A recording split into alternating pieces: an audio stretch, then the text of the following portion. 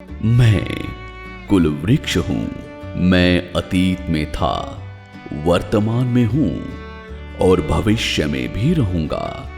वह पथ क्या, पथिक कुशलता क्या, जिस पथ पर बिखरे शूल न हो। नाविक की धैर्य कुशलता क्या, यदि धाराएं प्रतिकूल न हो।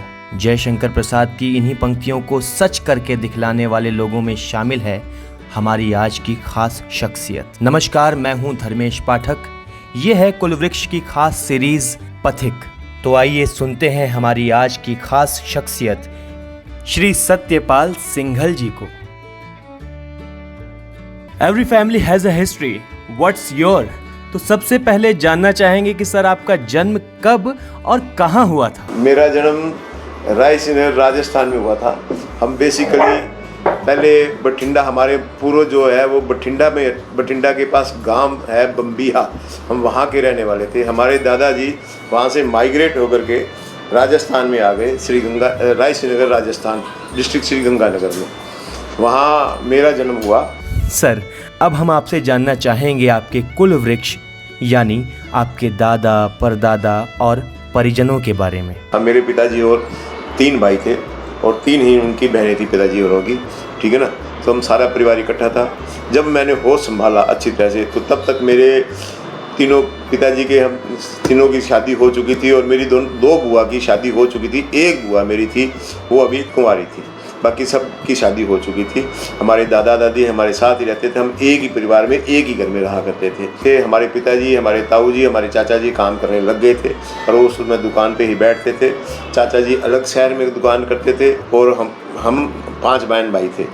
तो 5 बहन भाई में हमारी दादी बहुत भक्तन थी, बहुत पूजा पाठ करती थी, बहुत हमें सभी को प्यार करती थी। सभी फैमिली को सब खाना हम इकट्ठे खाया करते थे। हम उसमें हमारे ताऊ दादाजी हैं, हम भैंस और गाय रखा करते थे हमारी खुद की। हमारे बाहर, घर के बाहर हम दादाजी ने पेड़ लगाए हुए थे बड़े बड़े, उस पेड़ के नीचे हम बैठे रहते थे। गर्मियों में वहाँ खेला भी करते थे और दादाजी कहा करते थे, जाओ तुम वहाँ गाय को नहला लाओ, गाय को भैंस को पानी पिला लाओ। जा करके हम गाय को भैंस को पानी पिलाते थे।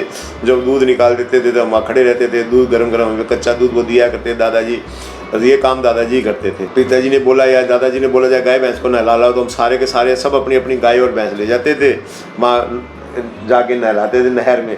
तो ऐसे ही हमें संदेशा मिला कि सतपाल तुम तो जाओ, तुम्हारे दादाजी स्वर्ग सिधार गए हैं। उस समय मैं करीब 8 साढ़े 8 साल का था। हम जब घर पे आए तो देखा हमारे दादाजी पूरे हो चुके हैं। उस समय इतना पता नहीं हुआ करता था कि क्या बीमारी है, क्या ऐसी बीमारी है, क्यों पूरे हो गए। वहाँ गांव में डॉक्टर हुआ करते थे। उस समय इतनी कोई रायसीन इतना ज़्यादा बड़ा शहर नहीं था। तो दादाजी के होते तो कुछ नहीं, सब परिवार इकट्ठे था। लेकिन उसके बाद में करीब 8-10 साल के बाद में मेरे ताया जी और मेरे पिताजी दोनों अलग हो गए, दोनों परिवार अलग हो गए। उस समय तक हमारा कोई बच्चा, हम बहन भाई सिर्फ कमा रहे थे, ताया जी के सब बच्चे भी कमा रहे थे। तो ताया जी को दूसरा बिजनेस मिला, वो हमारी खेती की ज़मीन थी वो ताया जी के हिस्से में आ गई, और जो दुकान थी वो हमारे पिताजी के हिस्से में आ गई। हम दुकान करने लगे, ताया जी खेती करने लग गए, और ताया जी के बच्चे फिर बाद में ब्याह गए और हम भी सब बहन भाई ब्याह गए।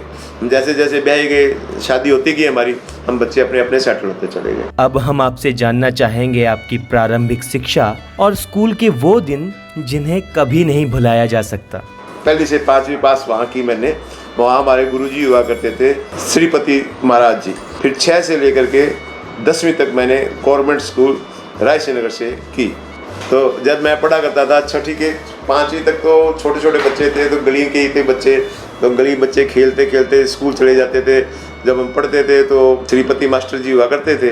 जैसे हम पढ़ते थे ए ए आ ई हमें सिखाया करते थे। बाद में जैसे 3 बज जाते, 4 बज जाते थे, सारे बच्चों को लाइन में बिठा करके बोला करते, पहाड़े पढ़ाया करते, 2 1 2, 2 दूनी 4, 4 दूनी 8। तो जो नहीं बोलता था तो वो पीछे से आके डंडा मारते थे, तू बोलता क्यों नहीं, तू बोल। जितने परिवार के मैं बहन भाई थे, जैसे हम 2 भाई थे, बड़ा भाई तो हमसे बड़ा था, लेकिन हम छोटे भाई थे। हमारे दोनों के कपड़े एक ही जैसे आते थे, दोनों की निक्कर भी एक जैसी होती थी, कमीज भी एक ही जैसी होती थी।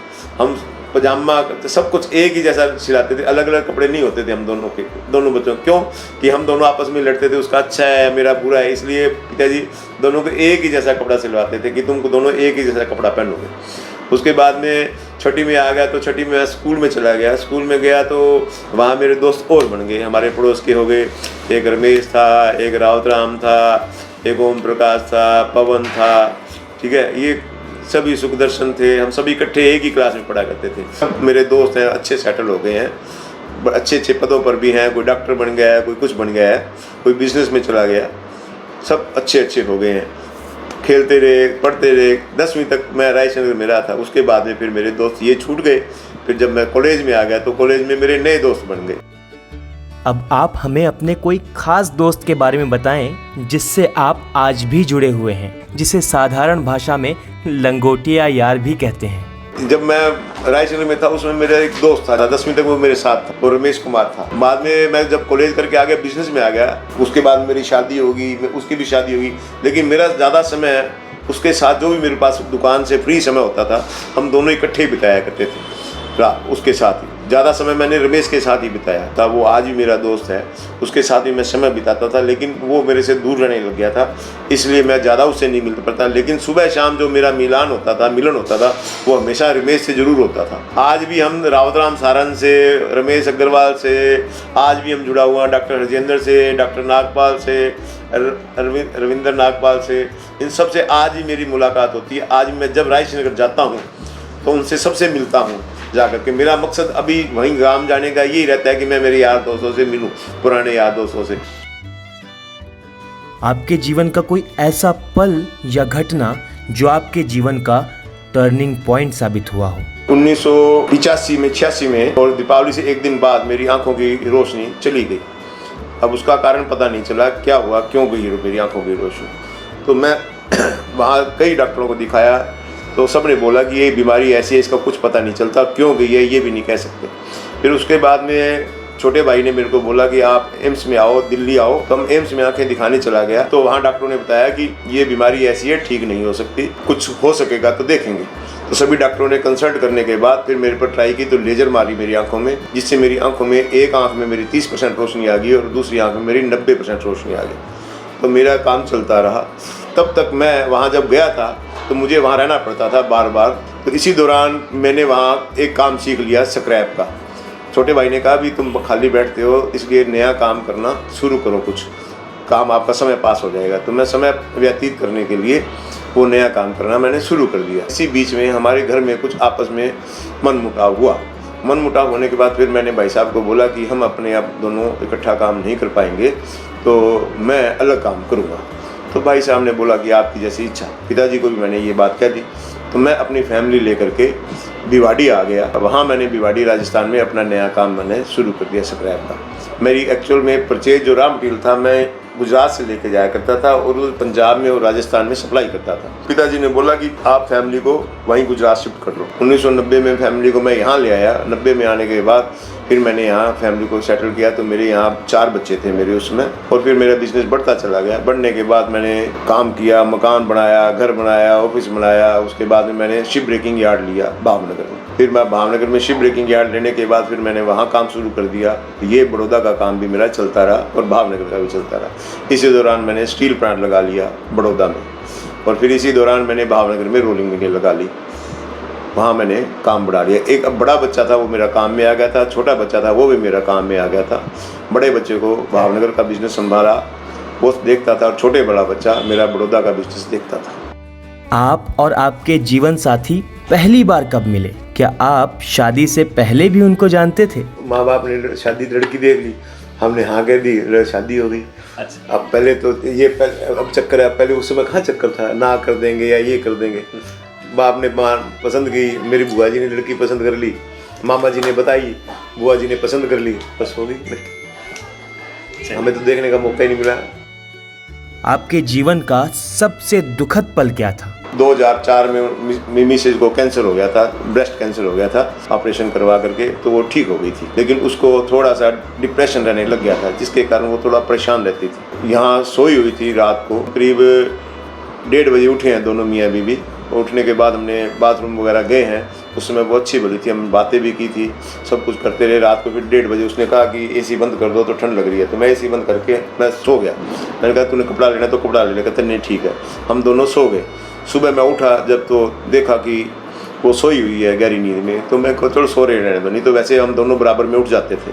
तो मैं उठ के मैं नहाने चला जाता, वो बाथरूम जाता था, और वो इतनी देर में उठ जाती थी तो मेरे को चाय वाय बना के देती थी, तो हम दोनों बैठ के चाय पी लेते थे। लेकिन उस दिन मैं दरवाजे वगैरह खोल दिए, बैठा रहा, तो देखा मैंने वो उठी नहीं है। 25 मार्च को लॉकडाउन डिक्लेयर हो गया था, इसलिए सारे बच्चे वगैरह सब फैमिली मेरी यहीं बड़ौदा में सब में इकट्ठे थे, कहीं बाहर तो जा नहीं सकते थे, इसलिए बैठे थे। तो 8 बजे के करीब मेरी छोटी बेटी आई कि पापा चाय बना दूँ? हाँ पी लो। हाँ मैं कहा बना लो बेटे, सारे पी लेते हैं। तो चाय बना के ले आई। तो मैंने कहा भी अब तेरी मम्मी को उठा दे, बहुत देर होगी सोई हुई है। तो देखा कि वो मम्मी नहीं उठ रही है। वो कहता पापा मम्मी तो गई, मम्मी में कुछ नहीं है। तब बाद अब डॉक्टर के यहाँ लेके गए तो डॉक्टर ने कह दिया इसको गई हुई को तो 3-4 घंटे हो गए हैं, इसका कुछ पता नहीं है। कोई ऐसा संदेश जो आप अपने बच्चों और आने वाली भावी पीढ़ियों को देना चाहते हैं? मेरी मान्यता ये है कि लड़की जो होती है वो घर का गहना होती है, इसलिए सुरक्षा की भावना या दादा और नाना के हिसाब से मैं लड़कियों की सुरक्षा के लिए बड़ा चिंतित रहता हूँ। इसलिए मैं लड़कियों की सुरक्षा का ध्यान ज़्यादा रखता हूँ, और मेरा फ़र्ज़ बनता है, मैं अपनी ये ड्यूटी समझता हूँ कि उन बच्चियों की मैं मेरे होते हुए शादियाँ करके अपन के घरों में भेज दूँ, वो राजी खुशी अपने घरों में चली जाएं। उसके बाद में बच्चे हैं, बच्चे मेरा बिज़नेस संभालेंगे, अपने बाप का बिज़नेस संभालेंगे। बच्चे सभी एक जैसे होते हैं, बच्चों से सभी से प्यार होता है। बच्चा जो शरारत करता है दादा उसको डांटता भी है, उसको प्यार भी करता है। इसलिए मुझे ऐसा कुछ नहीं है कि इस बच्चे से मैं ज़्यादा प्यार करूँगा या उससे कम करूँगा। मुझे वो बच्चा वही अच्छा हमेशा लगता है जो बच्चा काम करे, जो ज़िंदगी में आगे बढ़े, बुरे कर्म नहीं करे, वो ही बच्चा सबसे बढ़िया होता है। और हमेशा बुजुर्गों को, अपने बड़ों को वही बच्चा प्यारा लगता है। जो बच्चा बुरे काम करता है या बुरा करता है या गलत काम करता है, वो बच्चा कभी भी अपने बड़ों को अच्छा नहीं लगता। और अंत में हम आपसे ये जानना चाहेंगे कि आप कुल वृक्ष को किस तरह से देखते हैं? ये जो कुल वृक्ष है इसकी इम्पोर्टेंट इतनी ज़्यादा है कि कल को अपना परिवार, जैसे मेरे मन में इच्छा है कि मेरे बाप दादा परदादा सरदादा कहाँ थे, क्या करते थे, क्या नहीं करते थे, और हमारा परिवार वो कहाँ कहाँ हमारा जो जड़ें हैं वो फैली हुई हैं, और वो आज क्या करना है। मेरी इच्छा बहुत है जानने के लिए, लेकिन मैं जान नहीं पा रहा, मेरे पास कोई साधन नहीं है जानने का। मैं सिर्फ अपनी फैमिली के 3 या 4 पीढ़ी जो मेरे से जो बड़ी हैं, 3 पीढ़ी मैं उनको जानता हूँ जो मेरे आँखों से मैंने देखी है, और या जो मेरी आंखों के सामने मेरी बाद वाली पीढ़ी है मैं उसको जानता हूँ। उससे बाद वाली पीढ़ी को मैं नहीं जानता जो मेरी आंखों के सामने नहीं थी, लेकिन मेरी इच्छा बड़ी है उनको जानने की। और वो परिवार कहाँ है, कैसे हैं, उनके वो वृक्ष कैसे चल रहे हैं, वंश वृक्ष कैसे चल रहा है, उनको जानने की मेरी बहुत ज़्यादा इच्छा है। इसलिए ये रिकॉर्ड जो हो रहा है ये बहुत अच्छी बात है, अगर आप करते हो तो बहुत अच्छा है, पूरा इंटरेस्ट है इस बात में। और ये हमारे आने वाला हमारी पीढ़ियाँ इसको याद रखेंगी, इसको जानेंगी। जब जो चीज़ हम नहीं जान पाए अब वो आगे जान पाएँ, और ये चलता रहे, अच्छा है, समाज के लिए भी अच्छा है और वैसे भी, और धर्म के लिए भी अच्छा है। हम आपस में जुड़े भी, हमारा धर्म क्या था और हम क्या मान्यताएं थी हमारी, और वो मान्यता हमारी आगे पीढ़ियों में जा रही है या नहीं जा रही है, ये बहुत ज़्यादा जरूरी है। मैं कुल वृक्ष हूं, मैं अतीत में था, वर्तमान में हूं और भविष्य में भी रहूंगा।